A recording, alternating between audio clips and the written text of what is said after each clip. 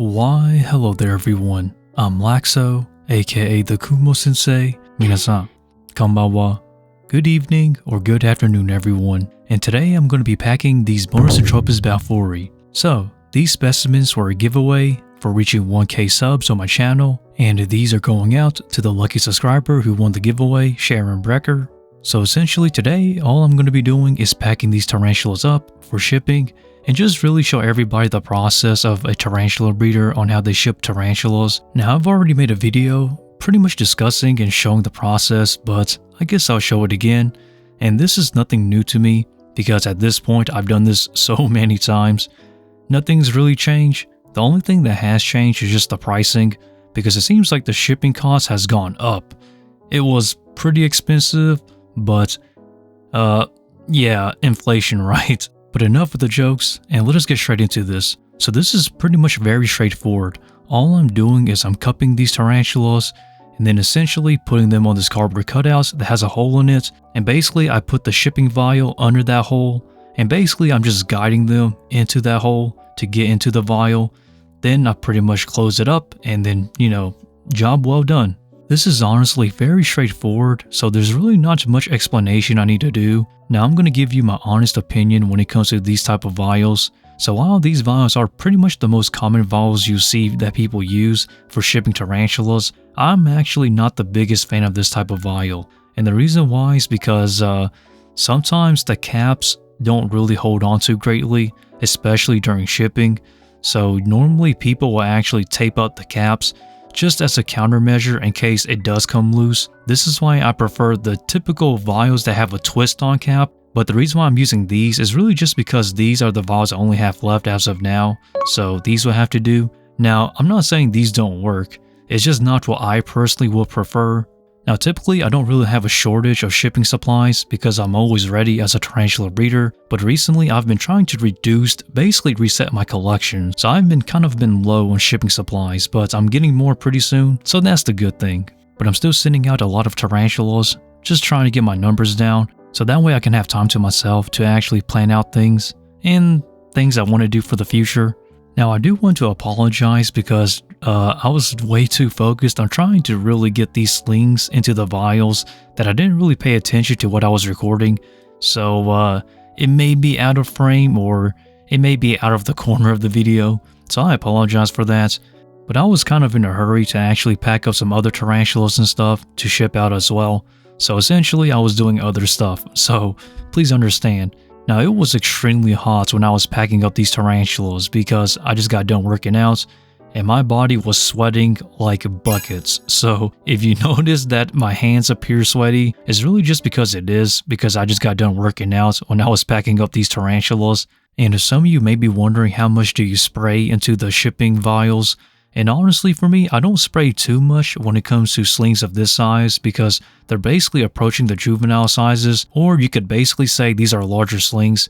And at this size, they're pretty much very hardy when it comes to shipping. So I don't really have too much of an issue not spraying too much into these vials. And also this species do prefer it more dry. So really if I spray this too wet, it's gonna not be such a good idea, especially for a species that like it more dry. Now by the time you're seeing this video, the person has received the slings, and luckily all of them came out alive, so that's to be expected. And I don't really worry too much about shipping. The only thing I really worry about is the person I'm sending to, because I just had to be sure they're responsible for picking up their tarantulas or ensuring that I'm not getting scammed here, but really when it comes to shipping tarantulas, it's not that hard. I think the right way to describe packing up a tarantula for shipping is that it's expensive. Well, at least here in the United States it is, because there's some laws, some regulations, and some standards that you gotta do when shipping a tarantula, such as using these type of boxes that pretty much identify that there's a live animal inside, and you basically have to use another company as a third party for shipping, such as Reptiles to You, Ship Your Reptiles, or Reptiles Express. And that's pretty much how you get a shipping label to ship animals through FedEx here in the United States. It's a very tedious process. It's not hard, but very tedious. So when it comes to these shipping supplies, usually I buy these from Ship Your Reptiles. I usually buy them in bulk, that way you can save money. And trust me, it's expensive. But yeah, that's the whole process. Not hard, just very, extensive. But anyhow though, back into the video, the last one here is officially done. So now that's all 5 of the specimens ready to be shipped out. So now all I'm going to be doing is placing these specimens or these shipping vials into the box, and it's very simple, it's very self-explanatory, so I don't really need to go too in-depth. So I'm just placing these into the shipping box and pretty much just trying to find a good place to put these to where they don't shake or move too much during the shipping process. And then once I get these into position, the next thing to do is essentially fill up the rest of the box with filler to ensure that the vials that the specimens are in don't actually shake or move around during the shipping process. Now once I do get these vials into the shipping box, I am going to put in the top filler to pretty much fill out the empty space for the rest, and then I'm going to do what I call the shake test.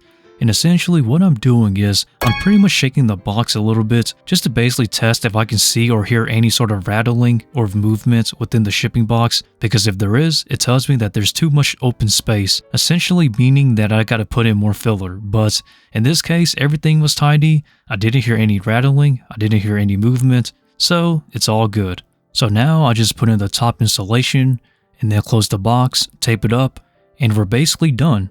This is very self-explanatory, and honestly, if you order any exotic pets such as reptiles, tarantulas, or fish for that matter, usually the process is similar if not the same.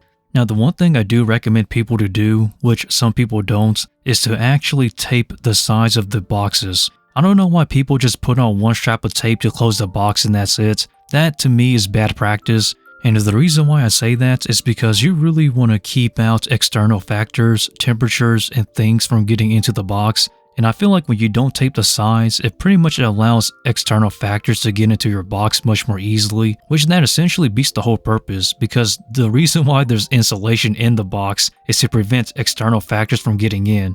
And usually I tape the sides just so I can close off the corners, because sometimes shipping boxes can have open corners, and at times the sides can have a bit of a wedge opening, which you don't really want that. So I will always tape the sides of the boxes just to get that extra security of insulation to prevent external factors from getting in, and trust me, it helps a great deal. And yeah, with that, I guess that's really about it, because we're essentially done now. So as the typical, please feel free to like, comment, and subscribe to stick around. I upload every single Tuesday and Friday here on the channel, and also follow me on my social medias such as my IG and Patreon. Shout out to my Patreon members such as Kale for keeping my tarantulas fed. And with that, stay lax, and Laxow out from the Kumo Sensei.